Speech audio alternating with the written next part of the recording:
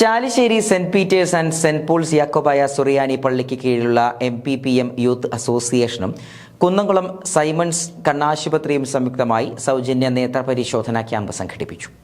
Chalissery saint Peter's and saint Paul's Yakobaya Suriyani പള്ളിക്ക് കീഴിലുള്ള MPPM youth അസോസിയേഷനും കുന്നംകുളം സൈമൺസ് ഐ ഹോസ്പിറ്റലും സംയുക്തമായി സൗജന്യ നേത്ര പരിശോധന ക്യാമ്പ് സംഘടിപ്പിച്ചു.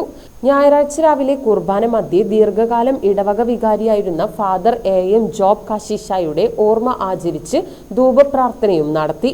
തുടർന്ന് സുറിയാനി പള്ളി അങ്കണത്തിൽ നടത്തിയ നേത്ര ക്യാമ്പ് വികാരി ഫാദർ ഡിൽജോ ഏലിയാസ് കൂരൻ ഉദ്ഘാടനം ചെയ്തു. ഡോക്ടർ വിവേകിന്റെ നേതൃത്വത്തിൽ മാനേജർ രാഹുൽ ചാണ്ടി, PRO വിനു സ്റ്റാലിൻ, വിനൂസ് ഖറിയ, രേഷ്മ, അത്തീന എന്നിവർ പരിശോധന നടത്തി. നിരവധി പേർ പങ്കെടുത്തു. സ്നേഹവിരുന്നും ഉണ്ടായി.